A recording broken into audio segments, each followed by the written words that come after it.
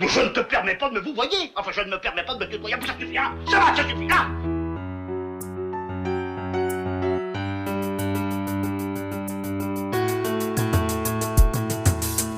Bien le bonjour, bien le bonsoir, l'Instant Pur Cinéma, le podcast cinéma de Cholet, est honoré et heureux de recevoir aujourd'hui le réalisateur du film L'affaire Bojarski, en la personne de Jean-Paul Salomé, à l'occasion de la sortie du film au cinéma depuis le 14 janvier.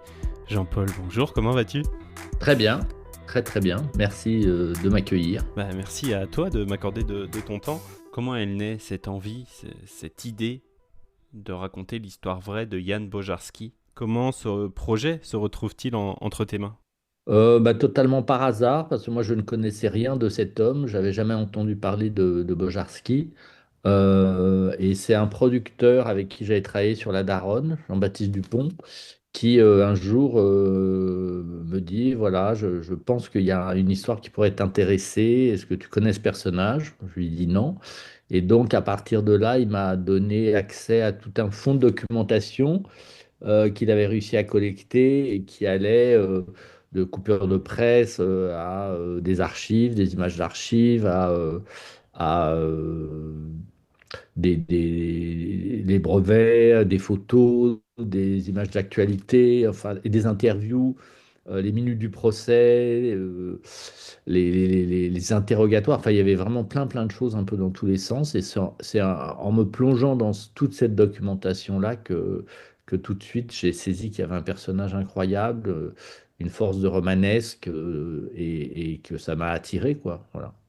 C'est un peu comme ça que j'ai connu Bojarski. Et tout de suite, j'ai vu qu'il y avait matière à un film. Ouais. Autant biopic sur l'histoire de ce faussaire que drame familial sur sa vie personnelle, son histoire d'amour avec le personnage interprété par Sarah Giraudot. Comment ce savant mélange se met en place ? Comment arrives-tu à mêler ces genres pour que le récit soit aussi captivant qu'émouvant ? J'ai trouvé qu'il y avait tous ces éléments de récit étaient plus ou moins là. Après, avec Bastien Darel, le scénariste, notre but premier, c'était d'éviter le biopic. Parce qu'on trouve qu'il y a beaucoup de biopics en ce moment, et c'est pas toujours des choses, moi, que je trouve très intéressantes. C'est pas juste raconter la vie de quelqu'un, c'est voir sous quel angle on le raconte, comment. Là, ce que je trouve intéressant, tout de suite, ce qu'on a trouvé intéressant avec Bastien, c'est qu'il y avait, de par le fait qu'il y ait cette enquête policière pendant une quinzaine d'années, en plus qui correspondait évidemment au moment où Bojarski est vraiment au sommet de sa gloire, même si elle est cachée, mais au sommet de sa gloire de faussaire. Voilà, je trouvais que ça structurait quand même et que ça obligeait à ramasser des choses, même si c'était sur 15 ans, mais en tout cas que c'était pas un biopic qui allait s'étaler et finir avec un personnage très vieux, avec du latex là, et des prothèses pour faire le type qui a 85 ans. Donc déjà ça, c'était quelque chose qui nous intéressait et qui était dans l'histoire, voilà, de charpenter notre intrigue en fonction de la réalité de cette enquête policière et de cette traque qui a duré 15 ans. Après, sur comment mélanger ça avec l'intime, et c'est justement ce qui m'intéressait, c'était que je trouvais qu'au-delà de l'enquête policière, il y avait le portrait de cet homme que je trouvais émouvant et touchant, les rapports avec sa femme, avec ses enfants, et c'était justement ces choses sur lesquelles il y avait finalement assez peu de documentation, parce que autant c'était très documenté, toute la partie des techniques qu'il employait, etc., etc., tout ça, il y avait beaucoup de documents, autant sur sa vie personnelle, le film, le personnage de Bojarski n'était pas connu, il n'y a pas une biographie de Bojarski, voilà. On savait qu'il avait été avec cette femme, qu'il avait des enfants, qu'il est resté avec cette femme tout le temps. Est-ce qu'elle a su, est-ce qu'elle ne savait pas qu'il était faussaire et faux monnayeur? Ça, c'est des questions qu'on s'est posées et dans lesquelles il a fallu qu'on invente pour avoir des réponses, mais restant toujours le plus juste possible. Voilà. On s'est dit qu'il fallait vraiment essayer de rester juste, sinon vrai, du moins juste. Voilà. Et moi, surtout, euh, j'avais vraiment des moments en lisant tous ces documents et des choses qui m'avaient vraiment touché et ému. Et je voulais restituer ces émotions-là. Voilà. Je voulais justement ne pas passer à côté de ça et de la charge émotionnelle qu'il pouvait y avoir dans la vie de cet homme, dans son rapport aux autres, dans son rapport avec cette femme avec ce couple. Et puis aussi avec ce rapport étrange qui, à distance, s'est forgé et s'est construit pendant toutes ces années entre lui, Bojarski, et le commissaire, qui dans la réalité s'appelait Benamou.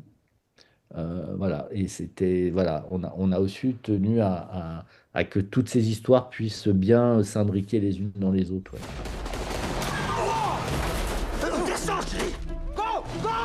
Commissaire, un mot sur le braquage du fourgon de la Banque de France? Je ferai tout pour envoyer les coupables en prison. Pas la peine de revenir lundi. Il y a des Français qui m'ont demandé, ils passent en priorité. Liberté, égalité, fraternité. On ne pourra pas vous aider éternellement. Je peux te trouver du travail dans mon entreprise. Ou livraison, ça te dirait? Papa, Yann est ingénieur. Comment tu t'appelles? Yann Bojarski. Il paraît que t'as du talent, Yann. 5 ans si tu te fais choper pour des faux papiers, 30 pour des faux billets. Je crois que je n'en ai jamais vu d'aussi réussi. Bouge pas! J'ai une grande nouvelle à vous annoncer. Je m'installe à mon compte. À la vôtre, monsieur Bojarski. Règle numéro 1, ne pas écouler plus d'un billet par boutique. Ça fera 300 francs. Il est tout neuf ce billet. Règle numéro 2, rien d'ostentatoire. Merci, papa. Règle numéro 3, la discrétion. Bojarski, qu'est-ce que t'as fait?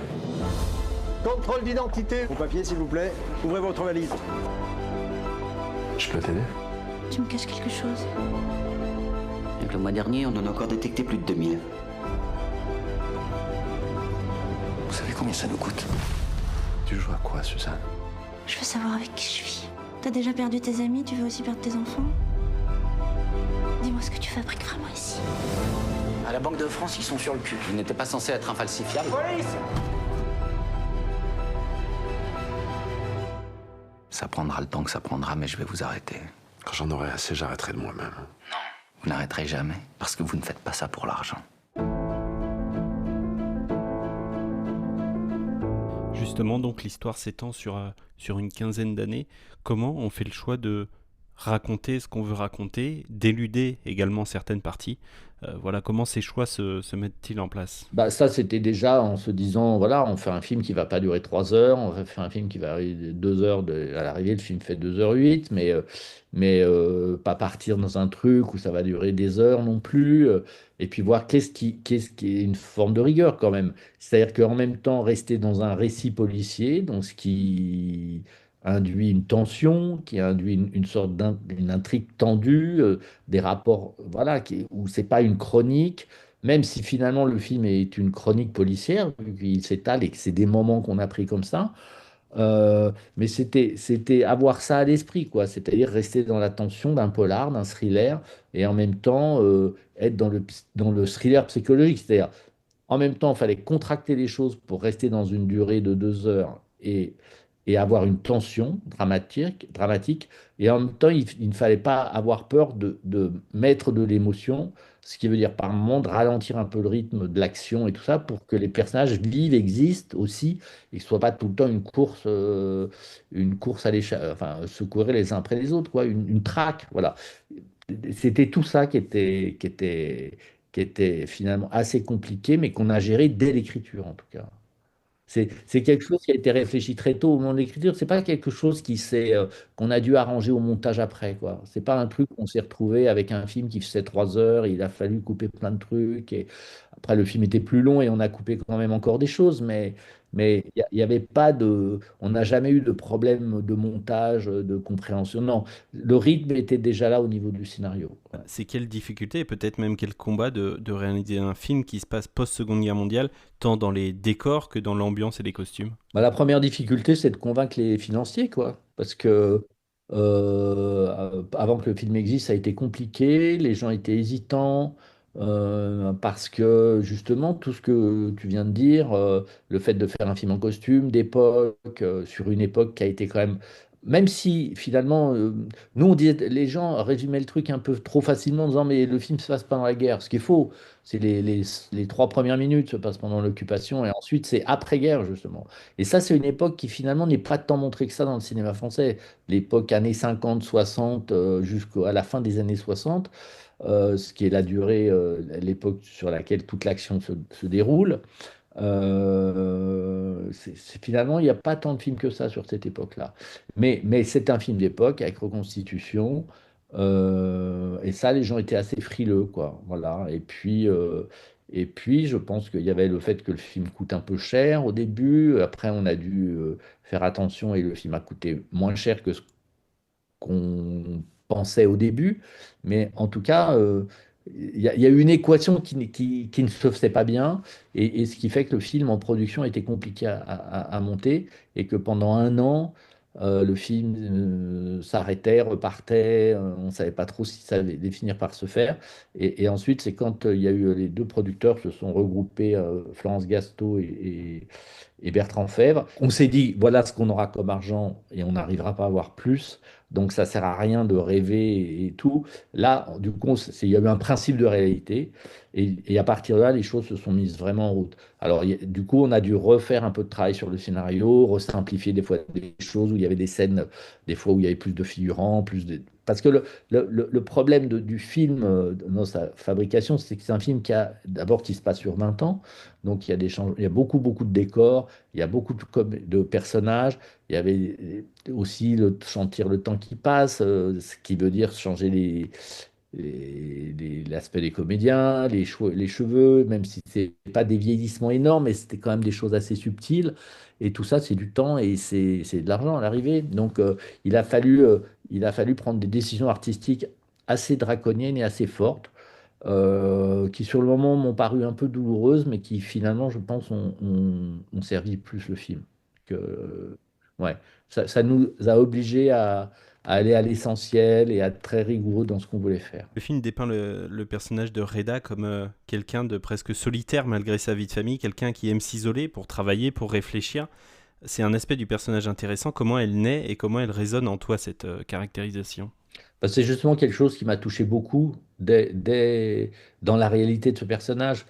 euh, Parce que j'ai trouvé que ce process qu'il a eu, de passer d'ingénieur, inventeur à faussaire, et ensuite de faux monnayeur, et ensuite cette espèce de fibre artistique qu'il a ressentie et qu'il a voulu explorer davantage, et ensuite qu'il a voulu être reconnu en tant que tel.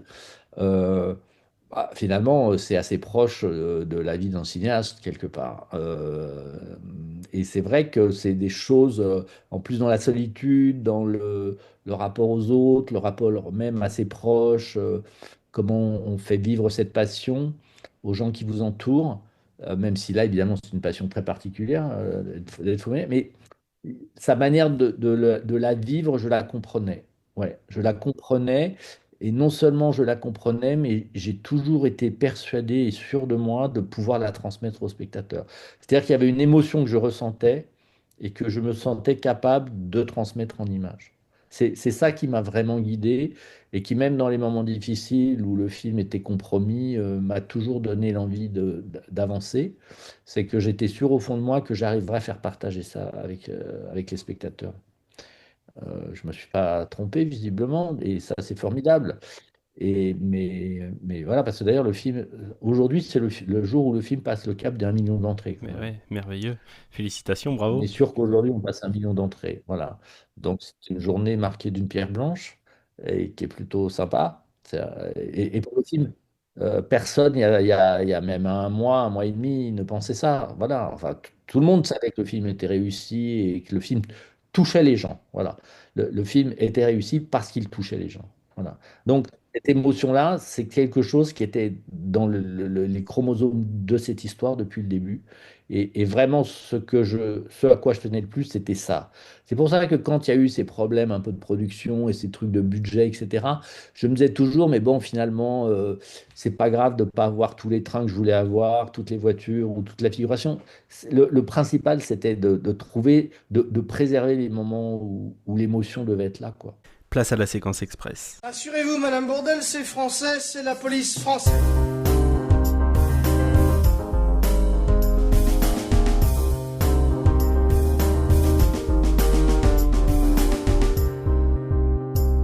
La réplique de film que tu pourrais citer par cœur. Après, il y a des répliques chantées des Demoiselles de Rochefort que je ne me lancerai pas dans la chanson, mais voilà, nous sommes deux sœurs jumelles nées sous le signe des jumeaux, aimant la ritournelle, les calembours et les bons mots. pour en dérouler. Voilà. Ça, c'est des films que j'aime beaucoup, qui m'aident à vivre, que je vois très régulièrement. Les Demoiselles de Rochefort, oui, ça en fait partie, ouais. Et d'autres. Un cinéaste, acteur ou une actrice qui te fait aller voir son film les yeux fermés? Aujourd'hui, je dirais en film américain, Paul Thomas Anderson. En film français, Jacques Audiard. Le premier film que tu aies vu au cinéma? Alors, j'ai un souvenir enfant, très lointain, d'un film qui s'appelait Catherine de Russie, qui était donc visiblement sur l'impératrice Catherine de Russie, mais qui était un film américain. Voilà, j'ai le souvenir d'être entré dans le cinéma à l'époque, c'était ce qu'on appelait les cinémas permanents, c'est-à-dire que les films passaient en boucle, il y avait juste un peu de la pub, et puis ça recommençait. On pouvait rester, c'est-à-dire on ne vous obligeait pas à sortir à la fin du film, comme aujourd'hui, vider la salle et la re-remplir. Et j'ai le souvenir d'être arrivé au milieu du film, donc d'avoir vu la deuxième partie, l'entracte, et d'avoir vu le début du film après.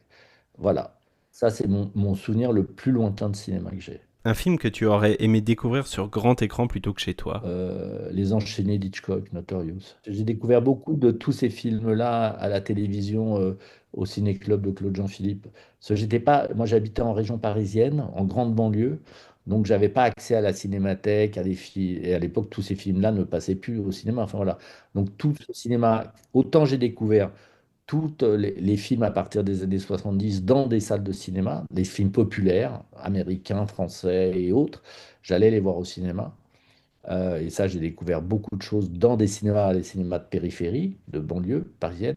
Mais tout ce qui était les classiques que j'ai découvert un tout petit peu après, je les ai découverts à la télévision. Et après, et plus tard, je les ai redécouverts dans des salles de cinéma, au Quartier Latin ou ailleurs. On va changer d'univers, je vais t'amener dans le mien. Ouais. Popcorn sucré ou salé? Salé. Enfin, pas popcorn du tout, plutôt. Le plat que tu rates à tous les coups? Ah, moi je cuisine pas beaucoup. Je suis pas maladroit, mais je cuisine pas beaucoup. Je ne peux pas dire que je rate les plats, vu que j'en fais très peu. Ouais. Je suis plutôt quand je les fais. Mais que je rate, dire que celui que je réussis, c'est le lapin à la moutarde. Ouais, c'est ce que j'allais te demander, le plat que tu réussis le mieux. Ouais. Ouais, ça, je le réussis. Alors, je le fais une fois tous les 3-4 ans, mais en général, je le réussis. Ouais. Ton pire souvenir culinaire, c'était quoi? Un truc allemand que je déteste, qui s'appelle le Knödel. C'est une espèce de boulette de pain trempée dans du lait, de boulette de pommes de terre, de pain rassis. Enfant, j'allais en Allemagne dans des cours linguistiques ou des vacances d'été, dans des familles d'accueil. Et à chaque fois, je devais manger des Knödel et c'était à vomir. Ça m'a traumatisé, ce truc de Knödel. La dernière, ton plat préféré? Mon plat préféré, j'aime beaucoup le gibier. Ouais. C'est comme le cinéma, quand t'aimes beaucoup de films, c'est compliqué de... Ah, j'aime beaucoup de gibier. Je sais que j'ai mangé récemment du sanglier et c'était très très bon. Je trouvais ça très bon. Je dis pas que c'est mon plat préféré, mais c'est quelque chose que j'aime beaucoup. Ouais. Mais un truc tout simple que j'aime beaucoup, c'est les spaghettis vongolais. Enfin, tout simple. Pas si simple que ça. Oui, un poil technique, ouais. Est-ce qu'il y a une scène dans ton film que peut-être tu n'as pas réussi à tourner ou que vous avez supprimé au montage et qui aurait pu pour toi avoir sa place dans le film? En général, quand je les supprime au montage, c'est qu'elles n'ont pas leur place dans le film pour des raisons tout différentes. Pas forcément parce que la scène n'est pas réussie, mais parce que par rapport au rythme du film, ce qui est le plus triste, c'est d'avoir à retirer une scène parce qu'elle n'est pas réussie ou parce qu'on sent qu'elle n'est pas au niveau. Ça, c'est triste. Avoir à retirer une scène réussie, mais parce qu'elle s'intègre pas tout à fait dans le film, parce que dans le rythme et tout, ça, c'est moins douloureux. Mais de se dire, je retire une scène parce que c'est moins réussi, ça on s'en veut beaucoup, quoi. Donc, j'évite de me retrouver dans ce cas-là. Jean-Paul, j'ai une surprise pour toi. Quelqu'un que tu connais a souhaité te laisser un petit message. Je te laisse le découvrir. Ok. Coucou Jean-Paul, ici Aloïs Sauvage. Écoute, je suis ravie de te laisser un petit message. C'est drôle parce que je t'ai écrit il y a quelques jours pour te dire justement à quel point j'étais heureuse pour toi, pour vous, pour le film, de voir comment il avait rencontré son public. Je trouve que c'est toujours magique, un succès au cinéma. On le souhaite évidemment à chaque fois parce qu'on met tellement de cœur et de corps à l'ouvrage dans chaque projet dans lequel on joue ou qu'on réalise dans ton cas. Mais ouais, ça reste un petit miracle quand le succès est au rendez-vous comme ça. Voilà, donc c'est absolument délicieux, surtout quand on connaît les difficultés que tu as eues pour monter le film. Je trouve que ça donne foi. Moi, Jean-Paul, il fait partie des personnes qui me font du bien dans le cinéma français. En tout cas, personnellement, j'ai envie d'appartenir à cette famille-là. Un bisou à Reda Kateb et Sarah Giraudot, d'ailleurs, au passage. Quelqu'un de profondément gentil, avec des valeurs. Pour l'anecdote, je me rappellerai toujours qui m'avait, alors par l'intermédiaire de sa directrice de casting Juliette Denis, que je salue, envisagé pour un rôle dans un de ses précédents films qui s'appelle La Daronne. Et moi, je voulais tellement jouer dans ce projet. On avait remué ciel et terre, essayé toutes les possibilités au niveau planning, mais ça marchait pas. J'étais malheureusement prise en tournée musicale à ce moment-là. Et bien Jean-Paul, il m'a rappelé quelques années après pour jouer dans La Syndicaliste. Et ce geste, ça m'a énormément touchée. Voilà, ça c'est Jean-Paul. Alors vivement tes prochains films. En attendant, allez voir L'Affaire Bojarski, c'est un film absolument superbe avec des actrices remarquables. Et puis nous on se voit bientôt. Je t'embrasse. Bah, je l'embrasse aussi, c'est super. Ouais, j'aime beaucoup Aloïse. On s'est croisés sur La Syndicaliste, c'est vrai, on s'était ratés sur La Daronne. Et puis je suis allé la voir en concert plusieurs fois, c'est dingue. C'est quelqu'un que j'aime beaucoup, qui est très juste, très vrai, et qui ça me touche beaucoup ce qu'elle dit, en tout cas. C'était une belle aventure et c'est quelqu'un que j'aime beaucoup aussi. Ouais. Merveilleux, merci Aloïse pour son message si elle passe par ici. Ouais, tout à fait. Pour rappel donc, L'Affaire Bojarski au cinéma depuis le 14 janvier. Jean-Paul, merci infiniment pour ton temps, merci de t'être prêté au jeu. Bonne continuation et je l'espère à très bientôt. Merci, bonne journée, ciao. Et y a quelqu'un? Non, y a personne. Ah bon? Je vous l'avais dit que vous me le paieriez. Payeriez. Je vous l'avais dit. Désarmez-les et récupérez Nico. C'est pas moi. C'est qui alors? J'ai vu, je sais qui c'est, mais je dirai rien. Vous savez découper une sole, un loup, un turbo? J'ai des notions mécaniques. Bon, tout le monde règle sa montre. Mission, quelle heure est-elle? 14h12. Midi 5, parfait. Arrivée d'air chaud.